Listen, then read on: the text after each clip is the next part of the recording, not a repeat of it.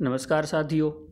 SNA portal यानी कि योजना संचालन पोर्टल पर आने वाली समस्याएं और समाधान से रिलेटेड ये तीसरा वीडियो है। तो शुरू करते हैं। अगर आपके सामने ये समस्या आ रही है, सॉफ्ट कॉपी जब जनरेट करते हैं तो ये मैसेज आता है कि the bank cut off time has started, no payment file can be sent now, contact your respective bank. अगर ये लिखा आता है तो इसका मतलब ये है कि आपको बैंकिंग आवर्स में ही, यानी जो बैंकिंग समय है उसी में ही आपको सॉफ्ट कॉपी जनरेट करनी है।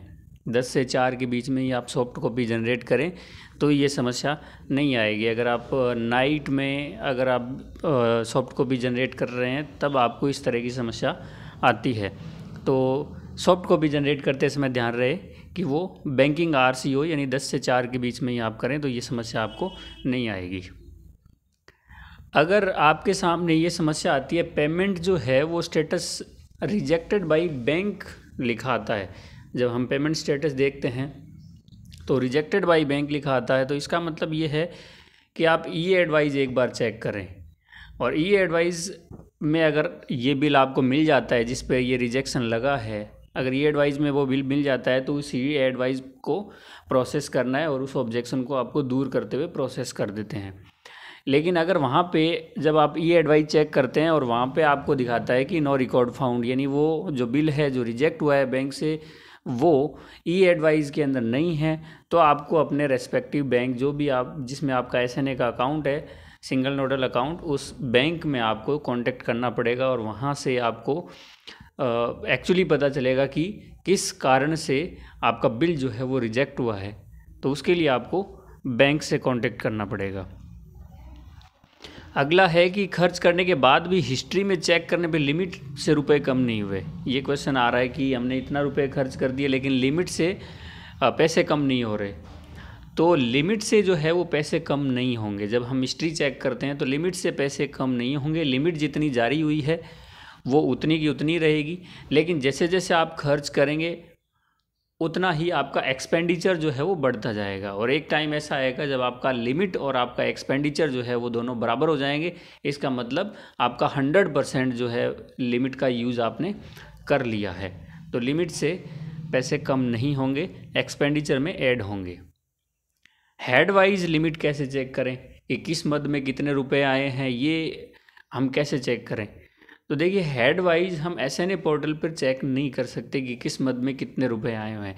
उसके लिए सीबीओ कार्यालय जो है वो एक प्रशासनिक और वित्तीय स्वीकृति आदेश निकालता है। उसमें हेड वाइज लिखा रहता है कि इस मद में इतने पैसे आए हैं, आपनी लाडो में इतने आए हैं, सामुदायिक जागृति में इतने आए हैं, सीएसजी में इतने हैं। वो अलग अलग कंपोनेंट हेड वाइज जो है वो उस आदेश से ही आपको पता चलेगा। एसएनए पोर्टल पे अभी ऐसा कोई ऑप्शन नहीं है जिससे हम ये चेक कर सकें कि किस मद में कितने रुपए आए हैं।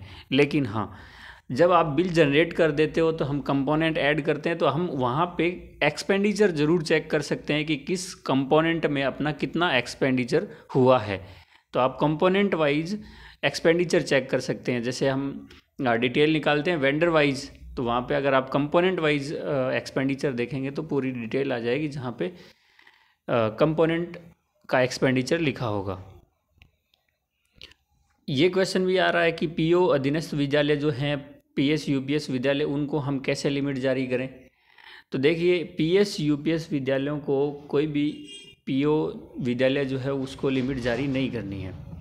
पीएस यूपीएस के जो विद्यालय है उनको जो सीबीओ कार्यालय से ऑर्डर जारी हुआ है उस आदेश के तहत आप बताएं कि इस मद में आपके इतने रुपए आए हैं और आप इनको खर्च करें।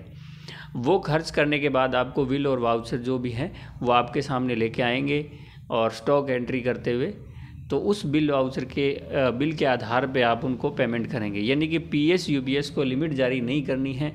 उनके बिल आप अपने कार्यालय में मंगवाइए और आपको ही संधारित करने हैं पीओ कार्यालय को, और वहीं से उनके वेंडर के डायरेक्ट खाते में बिल जमा हो जाएंगे पैसे। तो उनको कुछ नहीं करना है, ना पीएस यूपीएस को लिमिट जारी नहीं करनी है, उनसे बिल लेने हैं और उनके पेमेंट करने हैं।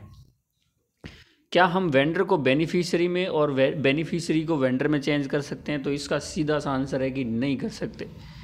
ये ऑप्शन अभी तक है ही नहीं एसएनए पोर्टल पे कि आप बेनिफिशियरी को, अगर आपने वेंडर बनाया है तो आप उसको बेनिफिशियरी में नहीं कर सकते कन्वर्ट, और बेनिफिशरी बनाया तो उसको वेंडर में कन्वर्ट नहीं कर सकते।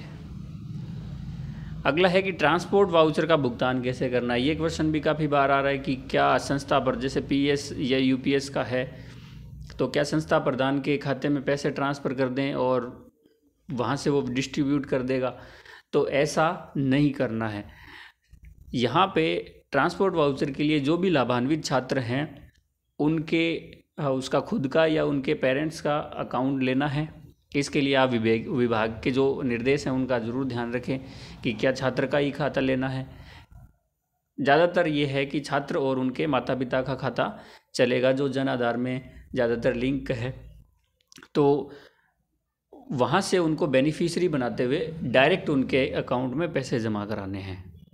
तो यहाँ पे आप किसी भी संस्था प्रधान के खाते में ये पैसे जमा नहीं कराएं।